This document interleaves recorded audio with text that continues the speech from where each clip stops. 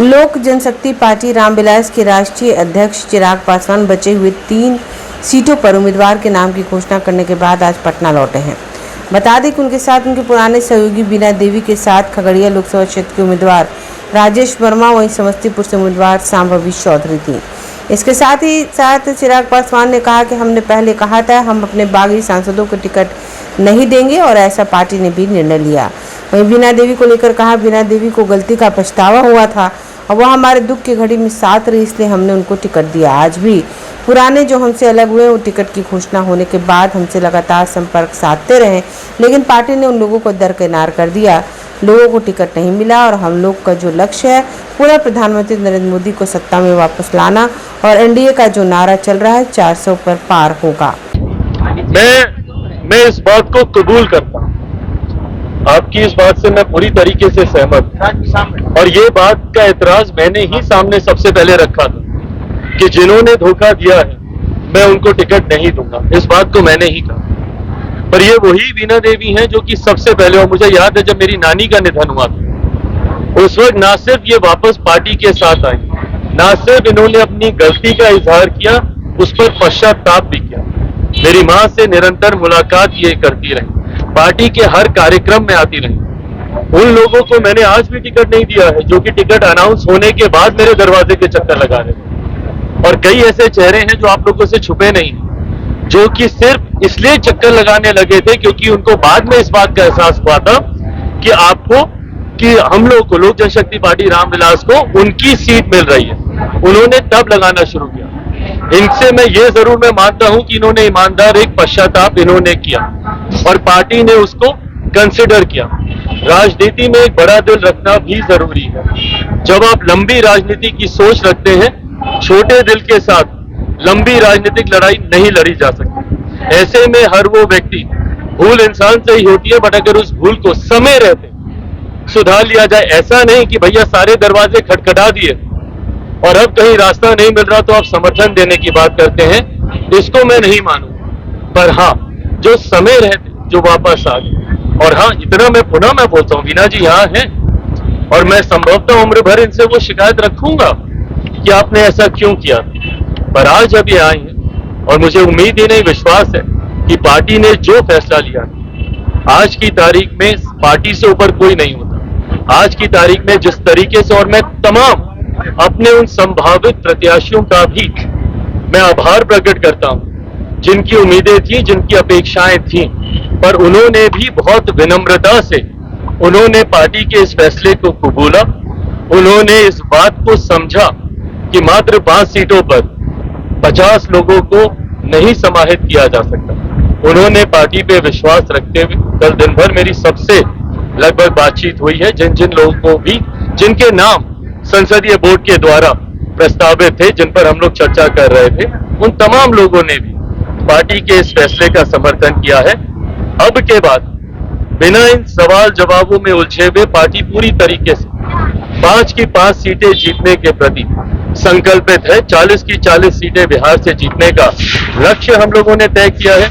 मेरे लिए, मेरी पार्टी के लिए ये खुशी और गर्व की बात है कि जब हमारे प्रधानमंत्री, जिनको तीसरी बार हम लोग देश का प्रधानमंत्री बनाने के लक्ष्य के साथ हम लोग उतरे हैं, जब मेरे प्रधानमंत्री जब बिहार की धरती पर अपने चुनाव प्रचार की शुरुआत करेंगे तो वो मेरी कर्मभूमि जमुई से शुरुआत करेंगे। सबसे पहले वो 4 तारीख को दिन में 12 बजे प्रधानमंत्री वहां पर पहुंचेंगे।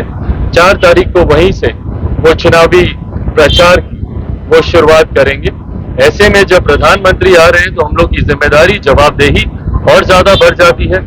पहले वहां की सभा को हम लोग को मजबूत, बड़ा खूबसूरत, पिछली बार की सभाओं की तस्वीरें अगर आप लोग के पास हो तो मुझे लगता है बिहार की सबसे बड़ी सभाओं में से वो एक थी। लोकतंत्र बचाने के लिए भाई, अब जो लोग लोकतंत्र बचाने के लिए रामलीला मैदान में जुटे हैं, वो लोग उन लोगों की पैरवी कर रहे हैं जो लोग इन्हीं लोगों को भ्रष्टाचारी बताते हैं। अब मैं नाम लेकर स्पष्ट करता हूं, अरविंद केजरीवाल जी की को लेकर बहुत लोग चिंतित हुए कि भैया उनको जेल में डाल दिया गया, उनके साथ गलत सलूक हुआ, और उसके लिए अरविंद केजरीवाल जी के लिए, सुरेंद्र साहब के लिए सब लोग वहां पर इकट्ठा हुए। अब ये वही अरविंद केजरीवाल जी हैं जो दिल्ली के उसी रामलीला मैदान में अन्ना हजारे जी के साथ एक पर्ची लेकर घूमते थे भ्रष्टाचारियों की, जिनमें कांग्रेस और विभिन्न पार्टियों के कई नेताओं के नाम होते थे। वो तमाम अधिकांश नेता आज उनके समर्थन में उस मंच पर मौजूद हैं। ये विरोधाभास दर्शाता है, ये दिखाता है कि राजनीतिक विडंबनाएं कभी कभी आपको मजबूर कर देती हैं कि कल तक जो आपकी खिलाफत कर रहे थे आज उन्हीं का समर्थन करने आप वहां पर आए। और जहां तक रही बात भैया इंडी अलायंस की, इस अलायंस में एकता, जहां पर एक राज्य में आप साथ हैं तो दूसरे में आप उन्हीं के खिलाफ हैं। इसका भी मैं उदाहरण देता हूं। आम आदमी पार्टी संभवतः दिल्ली में कांग्रेस के साथ मिलकर चुनाव लड़ रही है, कांग्रेस की तारीफें करेगी, पर पंजाब जाते जाते उन्हीं की खिलाफत करेगी। तो जब ऐसा अलायंस होता है, आज किसी ने बोला मिलीजुली सरकार, बट अगर ये मिला जुलापन है जहां पर आप साथ भी हैं और आप खिलाफ भी हैं, तो ऐसे में जनता का कम से कम आप विश्वास नहीं जीत सकते। जनता संकल्पित है प्रधानमंत्री जी को। मोदी की गारंटी को तेजस्वी यादव चाइनीज माल की गारंटी बताएं। भाई मेरे प्रधानमंत्री मोदी की ही ये गारंटी है, जिसने देश को दो बार स्थायी सरकार देने का काम किया। 2014 से बड़ी जीत 2019 में, और 2019 से बड़ी जीत अब 2024 में हम लोग देखेंगे। ये मोदी की गारंटी, यही वो विश्वास है। और ये वही विपक्ष है जिन्होंने 14 में भी एकजुटता का प्रयास किया, 19 में भी किया, दोनों बार मुंह की खाई। आज की भी तारीख में इस बात में कहीं कोई संदेह नहीं है कि हम लोग पुनः सरकार बनाने जा रहे हैं। आंखें जो आपका चैनल है उसके लिए और उसके दर्शकों के लिए 2 लाइन की हम शुभकामनाएं अपने ढंग से देते हैं। आप सब में मिठास घुल जाए बांसुरियों बीन की तरह, और लोग आपको भी प्यार करने लगे वैक्सीन की तरह। हंसते रहें, मुस्कुराते रहें और देखते रहें आंखें न्यूज 24। अगर आपने अभी तक हमारे चैनल को सब्सक्राइब नहीं किया है तो हमारे चैनल को जल्द से जल्द सब्सक्राइब करें, लाइक करें, शेयर करें। अगर आप भी अपने दुकान, प्रतिष्ठान, school, college, coaching centre, restaurant, cafe का विज्ञापन देना चाहते हैं, वो भी किफायती दर पर, तो आंखें न्यूज 24 लेकर आया है आपके लिए एक सुनहरा मौका। आंखें न्यूज 24 न्यूज पोर्टल की दुनिया में बिहार का सबसे उभरता हुआ चैनल, जहां बिहार झारखंड से जुड़े तमाम बड़ी खबरें देखने को मिलती है। तो देर किस बात की, आज भी जुड़े आंखें न्यूज 24 के साथ। संपर्क करें हमारे व्हाट्सएप नंबर 8935876430 पर। क्या आप पत्रकारिता के क्षेत्र में अपना कैरियर बनाना चाहते हैं? तो आज ही Royal Ashoka Institute of Mass Communication and Journalism में अपनी जगह सुनिश्चित करें।